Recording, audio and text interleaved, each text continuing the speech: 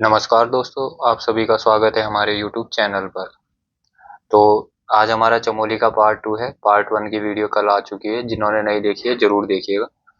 और आज हम देखेंगे चमोली के प्रमुख पर्यटक स्थल। तो इससे पहले एक न्यूज़ आपके लिए ये है कि उत्तराखंड पुलिस का पेपर जो है अब 3 अगस्त को होगा। आज आयोग ने नया कैलेंडर जारी कर दिया है, जिन्होंने नहीं देखा है वो जाके युगा ट्रिपल एस सी की साइट पे देख सकते हैं। तो आज हम जोशीमठ के बारे में देखेंगे। तो जोशीमठ में प्रमुख पर्यटक स्थल में पहला पर्यटक स्थल है हमारा जोशीमठ। तो जोशीमठ मैप में कुछ इस प्रकार से यहाँ पे दिखाई देता है जोशीमठ। फिर जोशीमठ से आगे जाके माना है, ये चमोली से थोड़ा सा दूर पड़ता है। तो यहाँ पे हम आगे चल के देखते हैं जोशीमठ। जोशीमठ शहर कुछ इस प्रकार से सुंदर शहर दिखाई देता है। तो इसका प्राचीन नाम, अब जो इसका वर्तमान नाम है वो ज्योतिर्मठ कर दिया गया है। तो इसके जो है इसकी कहानी वो इस प्रकार से है कि ये कत्यूरी राजाओं की राजधानी थी। ये मैं कल भी बता चुका हूँ आपको कि कत्यूरी राजाओं की ये राजधानी थी। कौन? जोशीमठ। ये आप पॉइंट ध्यान रखेंगे। इसी के साथ साथ शिव के ज्योतिर्लिंगों का स्थल किसको कहा जाता है? तो शिव के ज्योतिर्लिंगों का स्थल भी जोशीमठ को ही कहा जाता है। और प्राचीन समय में जो इसका नाम था योशी कहा जाता था, इसको योशी। प्राचीन समय में क्या कहा जाता था? तो योशी कहा जाता था। ये भी पॉइंट आप ध्यान रखेंगे भाई। आगे चलते हैं। और तो आदि गुरु शंकराचार्य ने यहाँ पे क्या करी थी? तपस्या करी थी और पूर्णागिरि देवी पीठ की स्थापना करी थी। पूर्णागिरि देवी पीठ की स्थापना करी थी किसने? आदि गुरु शंकराचार्य ने करी थी। ये भी पॉइंट आप ध्यान रखेंगे। और आगे यहाँ पे एक मंदिर पड़ता है, वो पड़ता है हमारा भगवान नरसिंह का मंदिर। वो कुछ इस प्रकार से दिखाई देता है। जो ये नरसिंह भगवान का जो ये मंदिर है, यहीं पे शीतकालीन बद्रीनाथ भगवान की पूजा होती है। ये भी आप ध्यान रखेंगे। ये नरसिंह मंदिर में है, क्या होती है? शीतकालीन बद्रीनाथ भगवान की पूजा यहीं पे होती है। और यहीं पे जोशीमठ में ही एक पड़ता है क्वारी पास। क्वारी पास, इसी क्वारी पास को कहा जाता है करजन ट्रेल। करजन ट्रेल मार्ग, ये आप ध्यान रखेंगे। करजन ट्रेल मार्ग इसको कहा जाता है। तो आगे चलते हैं। आगे है हमारा माणा गांव। तो माणा गांव, अब पहले इसको क्या कहा जाता था? भारत का अंतिम गांव कहा जाता है। अब क्या कहा जाता है? भारत का प्रथम गांव। और जो ये माणा गांव है, यह इसी को पुराणों में जो कहा गया है वो कहा गया है मणिभद्रपुरी। मणिभद्रपुरी, ये आप ध्यान रखेंगे भाई। मणिभद्रपुरी किसका नाम है? तो माणा का नाम है। और यहीं पे सरस्वती और अलकनंदा का संगम होता है, जिसे केशव प्रयाग कहते हैं। इसको क्या कहते हैं? केशव प्रयाग। याद रखेंगे इसको भी, केशव प्रयाग। ठीक है। और आगे चलकर सरस्वती नदी पर एक पुल बना हुआ है, जिसको भीम पुल कहा जाता है। और ये पत्थर का बना हुआ पुल है। ये इसको यहाँ पे ऐसे कुछ दिखाई देता है, भीम पुल सरस्वती नदी पर ये बना हुआ है। कहा जाता है कि जब पांडव लोग स्वर्ग की ओर जा रहे थे, तो इसको भीम ने बनाया था अपने भाइयों को और माताओं को पार करने के लिए। तो इसको भीम पुल बनाया था किसने? भीम ने। और यहीं पे वो जो गुफाएं पाई जाती है, आपको कल भी बताया था, मुचकुंद गुफा, ब्यास गुफा, गणेश गुफा। ध्यान रखेंगे, मुचकंद गुफा, मुचकंद गुफा, इसी के साथ ब्यास गुफा और गणेश गुफा, ये यहीं पे पाई जाती है। ध्यान रखेंगे। और माणा गांव में क्या है कि यहाँ पे भोटिया, जो भोटिया की उपजाति है, मारछा। मारछा, जो भोटिया की क्या है? उपजाति, वो यहाँ पे ग्रीष्मकालीन में यहाँ माणा गांव में निवास करती है। ये आप ध्यान रखेंगे। और यहीं पे भगवान बद्रीनाथ की माता मूर्ति का भी मंदिर है। जो भगवान बद्रीनाथ की माता है, उनकी माता मूर्ति का मंदिर भी यहीं पे है। और यहीं पे एक मंदिर और पाया जाता है, घंटा कर्ण मंदिर। घंटा कर्ण मंदिर,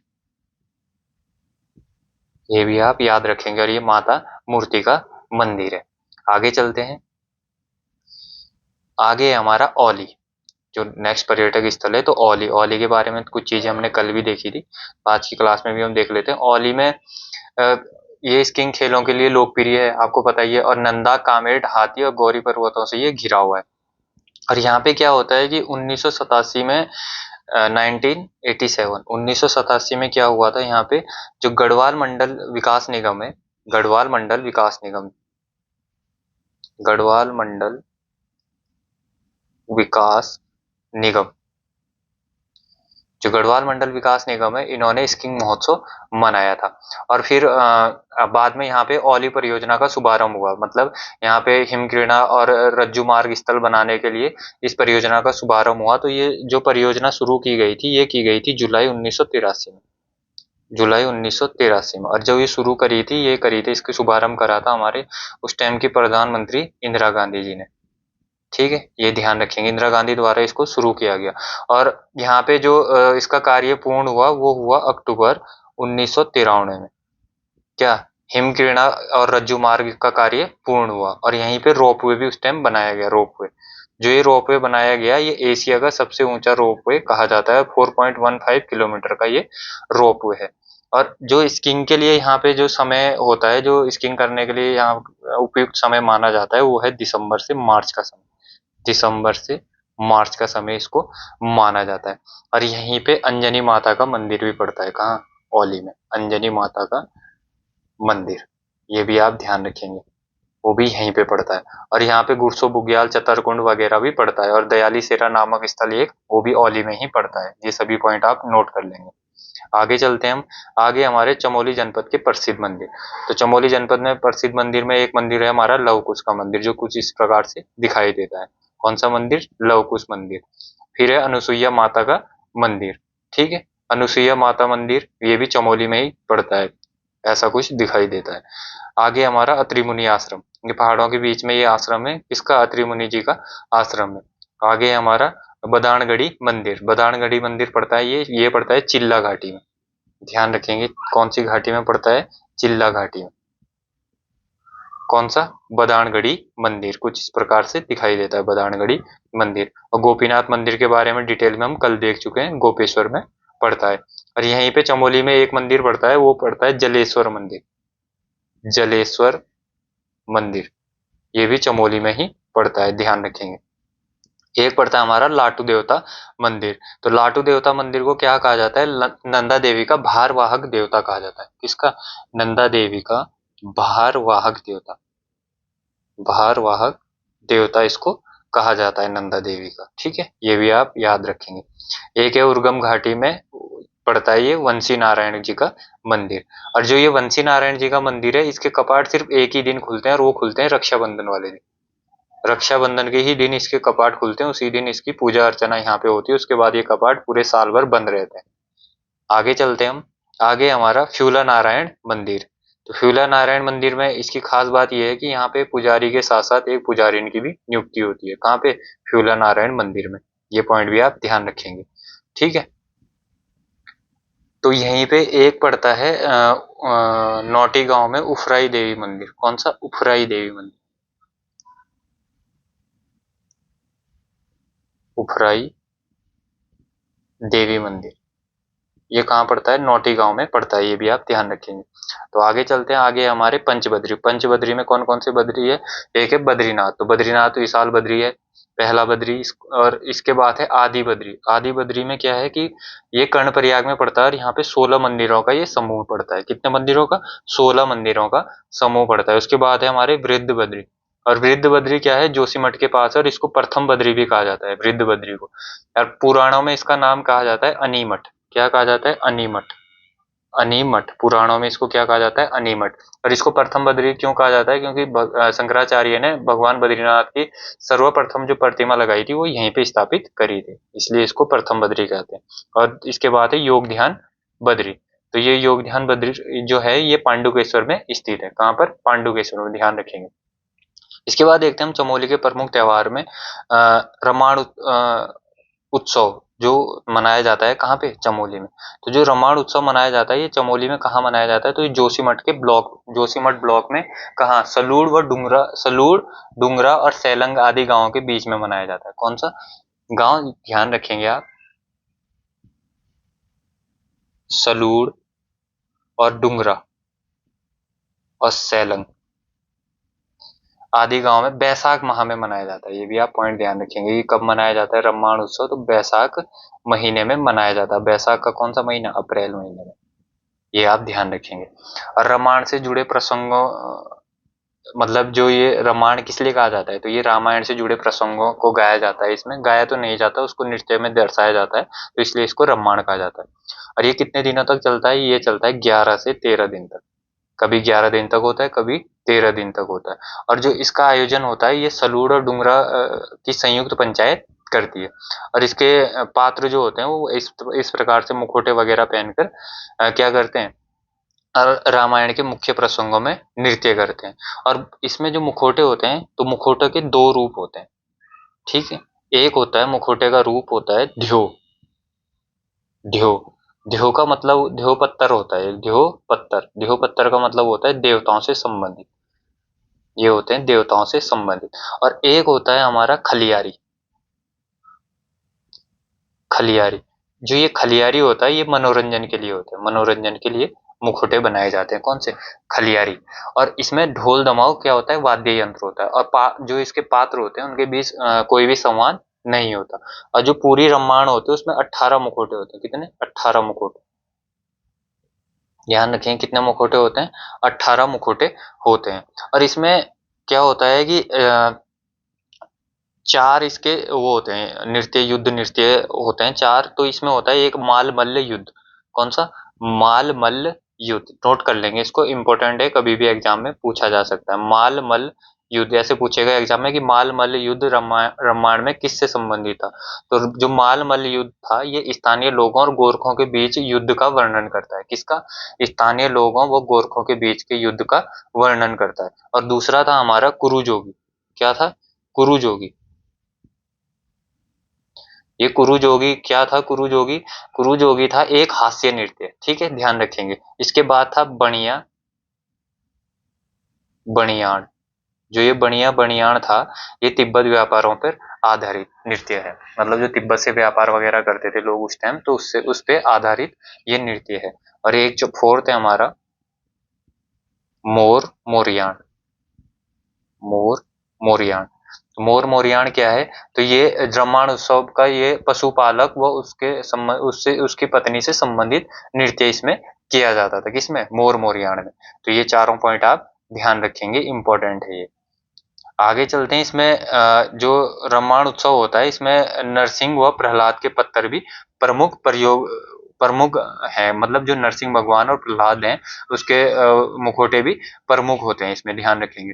और इसी के साथ जो सबसे इम्पोर्टेंट फैक्ट है इसका, पूछेंगे कि रामायण को यूनेस्को की विश्व अमूर्त धरोहर घोषित कब किया गया। तो विश्व की अमूर्त धरोहर जो इसको घोषित किया गया, ये किया गया 2 अक्टूबर 2009 को। कब किया गया? 2009 को किया गया। और किसको श्रेय जाता है इसको? तो इसका श्रेय जाता है कुशल सिंह भंडारी को। कुशल सिंह भंडारी को इसका श्रेय जाता है, ठीक है। ये भी आप ध्यान रखेंगे।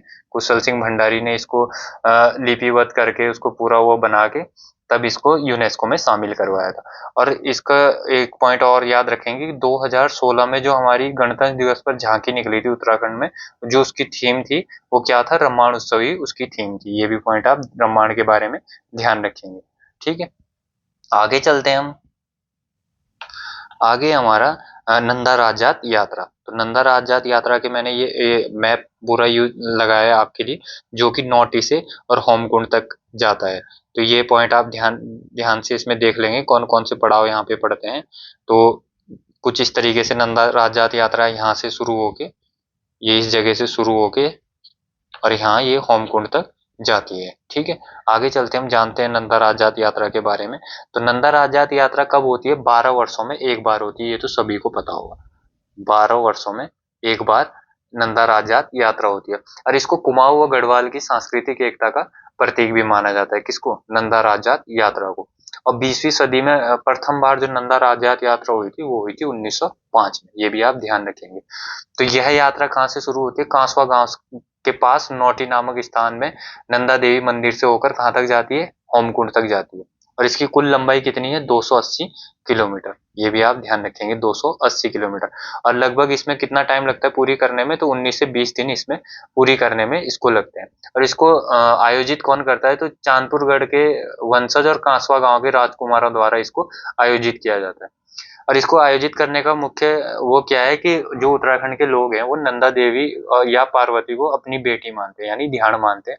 तो उसकी विदाई के रूप में इसको आयोजित किया जाता है, किसको, नंदा राजात यात्रा को। और यात्रा में क्या क्या चीजें होती है, यात्रा में जो आकर्षक का केंद्र होता है, तो ये आकर्षक का केंद्र होता है इसमें एक होता है चौसुंगिया खाडू। कुछ इस प्रकार से चौसिंगिया खाडू दिखाई देता है। तो ये 12 वर्षों में कहीं ना कहीं गांव में, किसी ना किसी गांव में ये अपना आप ही पैदा हो जाता है चौसिंगिया खाडू। तो ये इसमें मुख्य आकर्षक होता है। और इसी के साथ साथ चौसिंगिया खाडू के साथ साथ इसमें आगे तो चौसिंगिया खाडू चलता है यात्रा में माँ के डोले के साथ साथ, और पीछे इसके रिंगाल से निर्मित एक सुंदर छतोलियां चलती है। ये इस प्रकार से लोग छतोलियां बना के आते हैं और ये रिंगाल से बनी हुई होती है, पूरा सजा वजा के आते हैं। तो ये छतोलियां साथ में चलती है। फिर जब यात्रा शुरू होती है, कहाँ से, नौटी से जब शुरू होती है, तो देवी का जो ससुराल क्षेत्र पड़ता है, जो माँ पार्वती और नंदा देवी का ससुराल क्षेत्र पड़ता है, उसका पहला पड़ाव का नाम है, तो पहले पड़ाव का नाम है कुलसारी। क्या है, कुलसारी। फिर कुलसारी कुलसारी से आगे चलती है जब यात्रा, तो पहुंचती है कहाँ पे, हमारा नंद केसरी में।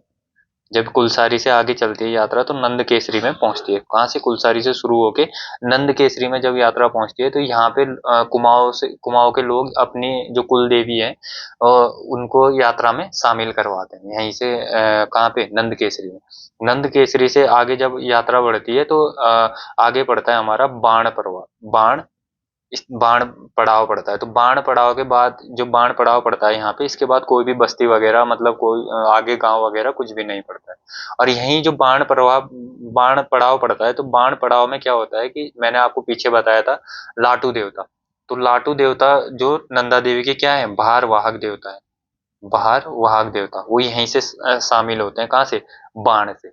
और फिर आगे चलकर जब यात्रा, लाटू देवता शामिल हो जाते हैं, तो आगे चलकर बेदनी कुंड के पास पहुंचती है, और वहां पे मंदिर, जो बेदनी कुंड के पास मंदिर है, वहां पे ब्रह्म कमल से देवी की पूजा होती है। कहाँ पे, बेदनी कुंड पे, बेदनी कुंड पे किससे पूजा होती है, ब्रह्म कमल से देवी की पूजा की जाती है। और जब बेदनी कुंड से आगे निकलती है, तो आगे पड़ता है हमारा पातर नचौड़िया क्षेत्र। कौन सा क्षेत्र पड़ता है, पातर नचौड़िया, पातर नचौड़िया। जो पातर नचौड़िया क्षेत्र पड़ता है, इससे आगे यहाँ से इससे आगे महिलाएं नहीं जाती है, इससे आगे महिलाएं यात्रा में शामिल नहीं होती है। इसके बाद आगे का, इससे आगे चलती है, आगे पहुंचती है, तब पहुंचती है हमारा शिला समुद्र में, शिला समुद्र क्षेत्र में। यात्रा जब शिला समुद्र से, फिर शिला समुद्र पड़ाव से आगे बढ़ती है यात्रा, तो इसका अंतिम पड़ाव पड़ता है फिर होमकुंड। कौन सा, होमकुंड। तो होमकुंड में, होमकुंड कहाँ पे है, ये त्रिशूल पर्वत के नीचे पड़ता है। तो यहीं पे पूजा करने के बाद क्या होता है कि पूजा, जब यहाँ पे पूजा अर्चना कर दी जाती है, तो ये होम, यहाँ पे यात्रा ऐसे डोली निकलती है। तो जब पूजा अर्चना करते हैं, तो जो 4 सिंह वाले खाडू होता है, उसके पीठ पे रखा हुआ क्या होता है, खेरवा। इसको खेरवा बोलते हैं, ये जो ये इसके पीठ पे रखा हुआ है, इस खेरवा, खेरवा फाचर बोलते हैं इसको। फिर इसमें लोगों द्वारा जो भेंट रखी गई है, वो इसमें डाल के और खाडू को यहीं पे छोड़ दिया जाता है। जो चौसिंगिया खाडू होता है, उसको यहीं पे छोड़ दिया जाता है। और नंदा राजजात में यात्रा में जो गए हुए लोग हैं, वो दूसरे रास्ते से होकर अपने नौटी गांव वापस पहुंच जाते हैं। तो जो अभी हाल फिलहाल में यात्रा हुई थी, वो हुई थी हमारा 18 अगस्त, 18 अगस्त से 6 सितंबर, 18 अगस्त से 6 सितंबर 2014 को ये यात्रा हुई थी। अभी जो यात्रा होनी है वो 2026 में प्रस्तावित है, 2026 में ये यात्रा दोबारा से होगी। तो ये थे नंदा राज यात्रा से जुड़े हुए कुछ पॉइंट।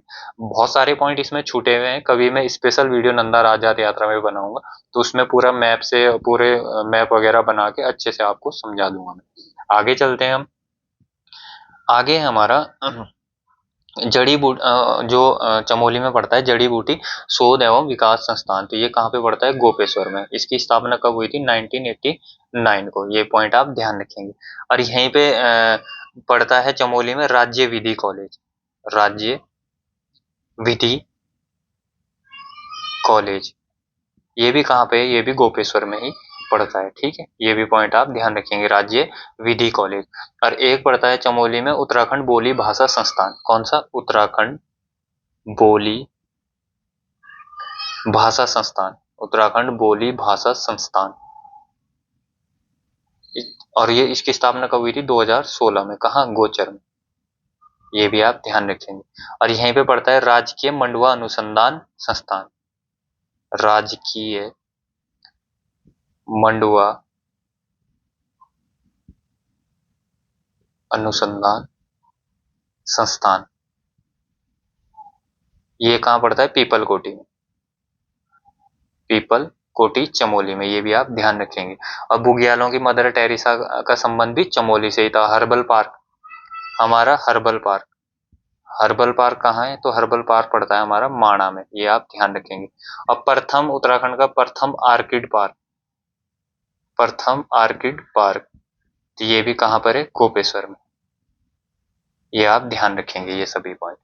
आगे चलते हैं हम, आगे हमारे चमोली के प्रमुख त्योहार। तो चमोली के प्रमुख त्योहारों के बारे में हम देखते हैं, त्योहार और मेले चमोली। तो पहला है हमारा हरियाली पूड़ा मेला। तो हरियाली पूड़ा मेला ये मनाया जाता है, ये मनाया जाता है नौटी गांव, ध्यान रखिए कहाँ पे? नौटी गांव में हरियाली पूड़ा मेला मनाया जाता है। और ये कब लगता है? चैत्र मास की पहली गते को लगता है, यानी चैत्र मास में लगता है ये भी आप पॉइंट ध्यान रखेंगे। आगे चलते हैं हम, आगे हमारा काश्तकार मेला। ये काश्तकार मेला भी कहाँ लगता है? काश्तकार मेला लगता है ग्वालदम में, ग्वालदम में, ठीक है। इसके बाद है बैरास कुंड मेला, बैरास कुंड मेला ये लगता है नंद प्रयाग में, ध्यान रखें कहाँ लगता है? नंद प्रयाग में। तो ये कब होता है? शिवरात्रि के दिन लगता है, ये जो महाशिवरात्रि होती है उस दिन ये मेला लगता है। और कहाँ लगता है? नंद प्रयाग में लगता है। नेक्स्ट है बसंत बुरांस मेला, तो ये भी कहाँ लगता है? चमोली में ही लगता है। नेक्स्ट है कुलसारी मेला, ये भी चमोली में ही लगता है। उमाकरण महोत्सव ये मनाया जाता है कर्णप्रयाग में, कहाँ मनाया जाता है? कर्णप्रयाग में, ये भी पॉइंट आप ध्यान रखेंगे। आगे चलते हैं हम, आगे हमारा तिमुंडा मेला। तो तिमुंडा मेला मनाया जाता है जोशीमठ में, कब कहाँ मनाया जाता है? जोशीमठ में। और तिमुंडा मेला का क्या है कि जो बद्रीनाथ के कपाट जब खुलते हैं उससे पहले जो शनिवार पड़ता है उस दिन ये तिमुंडा मेला लगता है, फिर उसके बाद ही क्या बोलते हैं बद्रीनाथ के कपाट खुलते हैं। और एक लगता है यहाँ पे गुराऊ मेला। तो गुराऊ मेला जो लगता है तो ये जब बद्रीनाथ के कपाट होने वाले होते हैं तो उससे कुछ दिन पहले लगता है। ये तो खुलने के समय लगता है कपाट, और ये बंद होने के समय लगता है, ठीक है। ध्यान रखें गुराऊ मेला और तिमुंडा मेला इंपॉर्टेंट है, एग्जाम में पूछे भी गए, आगे भी पूछे जाएंगे, ठीक है। नेक्स्ट है हमारा बड़ विकास मेला। तो बड़ विकास मेला लगता है पीपल कोटी चमोली में, कहाँ लगता है? पीपल कोटी चमोली में लगता है, ठीक है। और यहीं पे पांडुकेश्वर उत्सव मनाया जाता है। और ये कब मनाया जाता है पांडुकेश्वर उत्सव? ये 6 वर्ष बाद स्थानीय लोगों द्वारा मनाया जाता है। और स्थानीय भाषा में इसको जानती जानती का मेला कहा जाता है। किसको? पांडुकेश्वर, ध्यान रखेंगे पांडुकेश्वर उत्सव, ये भी चमोली में ही लगता है पांडुकेश्वर उत्सव। तो जो ये पांडुकेश्वर उत्सव होता है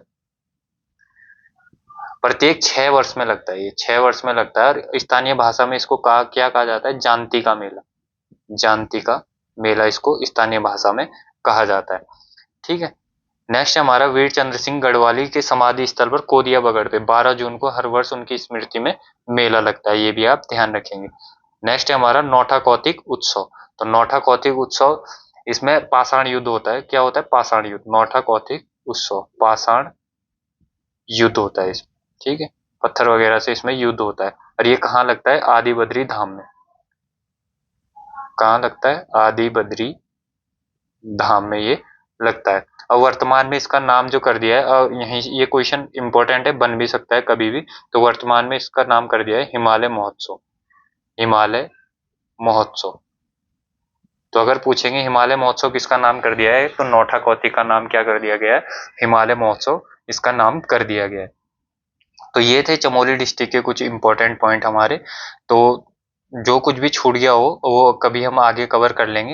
नहीं तो अभी जैसे बद्रीनाथ मंदिर के बारे में नहीं बताया आपको डिटेल से, तो जब मंदिर सीरीज चलेगी तो उसमें आपको पूरा बद्रीनाथ सीरीज को अच्छे से उसमें पूरा बद्रीनाथ के बारे में उसमें बताया जाएगा अलग से, मंदिर सीरीज वगैरह जब चलेगी। और कुछ जो चीजें छूट गई है वो कहीं ना कहीं कवर कर दी जाएगी, क्योंकि अभी कोर्स आपका पूरा बचा हुआ है, जितना भी अभी करने को बाकी है वो नेक्स्ट वीडियो में करा लेंगे। और कल से आपको ध्यान रखना है, कल या परसों से सुबह 6 या 7 बजे आपके बीच मॉर्निंग डोज आएगा उत्तराखंड पुलिस के लिए, स्पेशल रहेगा। जो इम्पोर्टेंट क्वेश्चन रहेंगे वही बनाऊंगा मैं, उसमें वही बताऊंगा। 20 से 30 क्वेश्चन रहेंगे, फटाफट 10 या 15 मिनट की वीडियो रहेगी।